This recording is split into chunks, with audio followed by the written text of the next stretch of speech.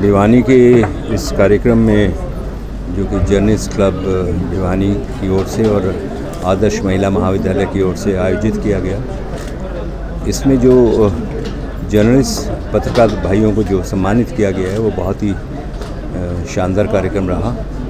और कोई भी सम्मान जब मिलता है तो इंसान को प्रोत्साहित करता है कि जीवन में और अच्छा कुछ करूं। जैसे हमारे फिल्म इंडस्ट्री में रिवॉर्ड्स होते हैं, an award is a reward basically for your work, कि भाई आपको जो है अच्छा काम करते हैं, अच्छा काम करते रहिए। तो ये जो भावना इस मंच से गई है, मुझे लगता है कि पत्रकारिता के क्षेत्र में जो लोग यहाँ देखे और सुने आज बातों को, और जितने भी वक्ता थे सब ने अपने पॉइंट ऑफ व्यू से बातों को रखा। मुझसे ऑडियंस ने महाभारत के विषय में कहने को कहा तो मैंने फिर भारत के कुछ प्रसंग जो हैं उनको सुनाए।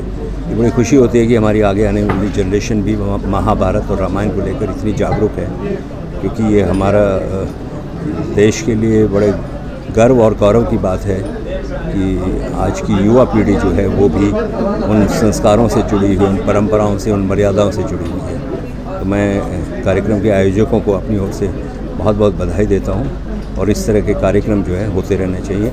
और हमारी ओर से, हम कलाकार हैं, छोटे कलाकार हैं, हमारी तरफ से कोई भी सहयोग कभी भी हो तो हम हमेशा उसके लिए तैयार हैं। पत्रकारिता जो है वो बेसिकली देश की जनता को, देश के समाज को जागरूक करने का एक माध्यम है, और मेरा तमाम पत्रकार भाइयों से अच्छे संबंध रहे हैं। और मेरा हमेशा यही निवेदन रहता है हर मंच पे कि पत्रकारिता जो है वो स्वच्छ और सीधी होनी चाहिए।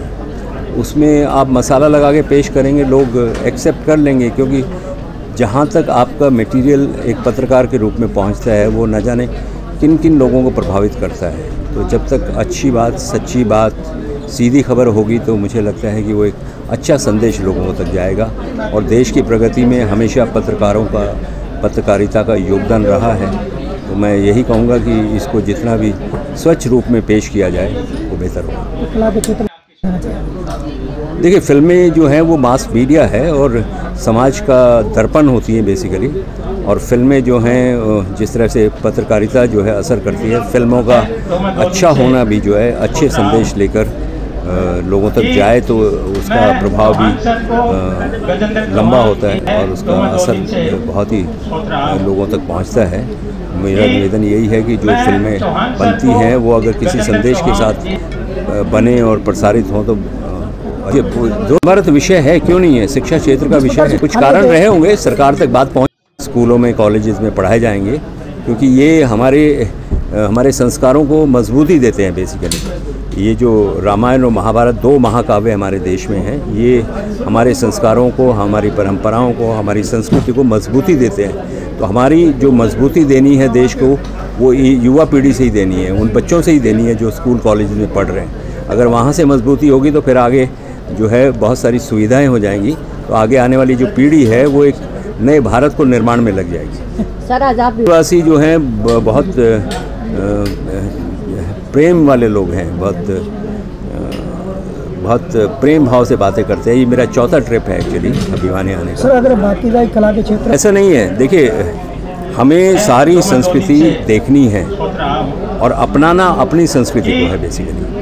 तो हमें सारी भाषाएं सीखनी चाहिए, लेकिन हम तवज्जो जो है वो हिंदी पे देना चाहिए। हमारा ध्यान हिंदी पे होना चाहिए, जो हमारी भाषा है बेसिकली, हम उसको आगे बढ़ाएं।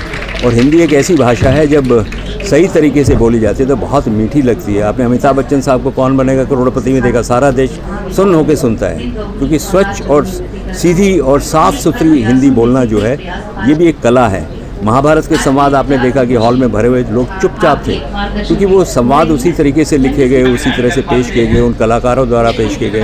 तो जब हिंदी अच्छे तरीके से पेश की जाएगी तो लोग उसका सम्मान करेंगे। और हमें यही कोशिश करनी चाहिए कि आने वाली पीढ़ी को जो है हिंदी का प्रयोग करने का हमें उत्साहित करना चाहिए।